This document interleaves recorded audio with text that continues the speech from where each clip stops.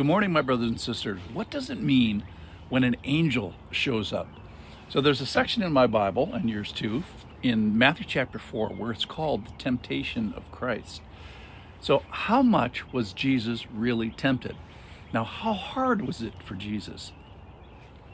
And how do we know that these temptations were hard for Jesus? Well, I think the answer today is going to come in the form of angels. We pick up the story in Matthew chapter 4, verse 9. And Satan said to him, Jesus, all these I will give you if you fall down and worship me. And then Jesus said to him, be gone, Satan, for it is written, you shall worship the Lord your God, and him only shall you serve. Then the devil left him, and behold, angels came and were ministering to him. So we're in the temptations of Christ. There was 3 of them. The first one was turn the stones into bread, and that's where his humanity was tested, hardship, temptation, and Satan was trying to get him to be unqualified for representing humanity. Without that physical discomfort, without the temptation, no hungering equals eventually no cross. It would have taken him out of the running for this substitutionary, atoning, representing Savior. No hunger, no humanity. No humanity, no cross, no Savior. The second one was throw yourself down. Now that was a murderous request because it was 15 stories tall as they stood on the top of the temple there, and it was presumptuous, asking him to play fast and loose with the rules and the principles of God. So the point there was a right relationship with the Father should lead to an increased attention to and an increased affection for the ways and laws of God, not a discarding them. And then the third one was Satan's request that we heard here today, fall down and worship me, and that's ridiculous. The Lord is asking us to worship only him and maybe even do it in a fall down sort of a way, unexpected, unplanned, unpretty, and upending, as I told the story about my friend yesterday.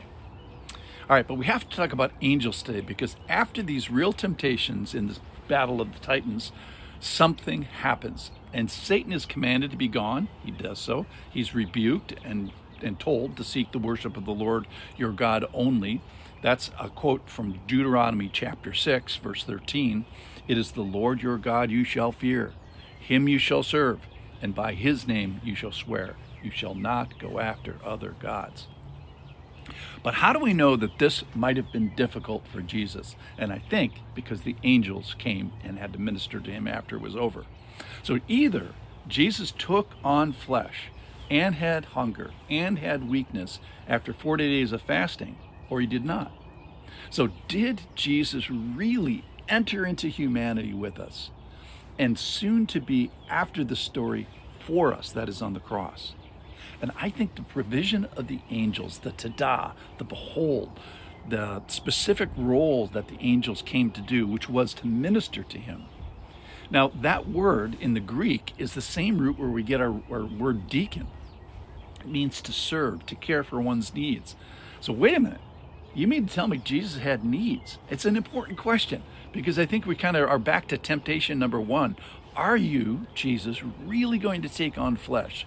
Are you really going to participate in the human frame for a while? Are you going to get the flu? Are you going to be hungry? Are you going to need 7 hours of sleep? And if so, you're the representative Savior for all of us. And if not, then I think you cannot save us. So the fact that the angels came to minister means that Jesus had needs. And the fact that Jesus had needs means he really do what he said in Philippians chapter 2, which was verse 6. Though he was in the form of God, did not count equality with God a thing to be grasped, but emptied himself by taking on the form of a servant, being born in the likeness of men. And being found in human form, he humbled himself by becoming obedient to the point of death, even death on a cross. So he didn't count equality. He was born in the likeness of man. He humbled himself by being found in human form. He became obedient to the point of death on the cross. So the presence of our angel friends points eventually to the cross. So no need from Jesus means that he wasn't taking on the likeness of man with all our appetites and hungers and needs. No humanity means no representing humanity. no representation, no perfect bearing of all those temptations of humanity that Jesus did for every second of his life, means that there was eventually going to be no cross. So I'm glad in this temptation story that we've been studying over the last couple days that Jesus was in good enough shape to trounce our junior villain Satan in this battle of wits and spirit and, yes, body. And I'm glad that Jesus was in bad enough shape to afterwards enjoy the ministrations of angels. So the fact that the angels came means that Jesus really had emptied himself of some of the privileges of lordship, that he really was found in human form, and that he really was on the path of human humility that would eventually take him to death and death on the cross. The parallel passage in Luke 4 says that when the devil had ended every temptation, he departed from him until an appropriate time. So there is, for Jesus, another hour of darkness and temptation and hardship when an angel comes to help him. And that is in the Garden of Gethsemane. It's in Luke chapter 22. Father, if you are willing, remove this cup from me. Nevertheless, not my will, but yours be done. And there appeared to him an angel from heaven, strengthening him. So I know we're just in chapter 4 of Matthew, but that angels show up tells me that Jesus really was hurting and really was tempted. In other words, he was on the road to Calvary. So what does it mean when an angel shows up? I think it means that Jesus is both for us and with us, and he's going to the cross. That's what it means when an angel showed up for Jesus. Thanks for listening. Please come back tomorrow.